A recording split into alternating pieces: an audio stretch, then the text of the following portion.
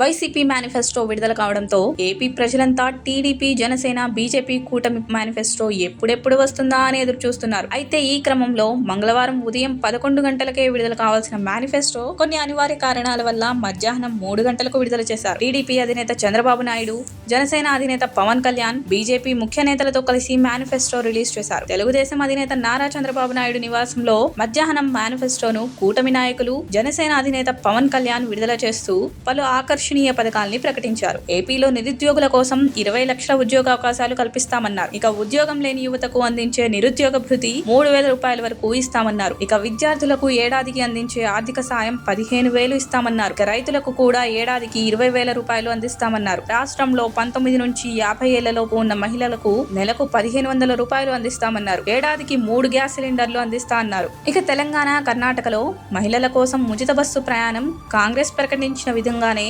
ఏపీలో కూడా కూటమి నాయకులు మహిళలకు ఫ్రీ బస్సు ఉచిత హామీని తమ మేనిఫెస్టోలో చేర్చింది. దీంతో పాటు రాష్ట్రంలో ప్రతి కుటుంబానికి 25 లక్షల బీమా కల్పిస్తామన్నారు. టీడీపీ సూపర్ 6, జనసేన షణ్ముఖ వ్యూహంతో బీజేపీ పేర్కొన్న అంశాలతో మేనిఫెస్టో రూపకల్పన చేశామన్నారు టీడీపీ అధినేత చంద్రబాబు. ఇల్లు లేని నిరుపేదలకు ఇల్లు కట్టిస్తామన్నారు. రాజధానిగా అమరావతిని కొనసాగిస్తామన్నారు. రిజర్వేషన్ల కోసం కేంద్రంతో సంప్రదింపులు జరుపుతామన్నారు. డ్వాక్రా మహిళలకు 10 లక్షల వరకు వడ్డీ లేని రుణాలు అందిస్తామన్నారు.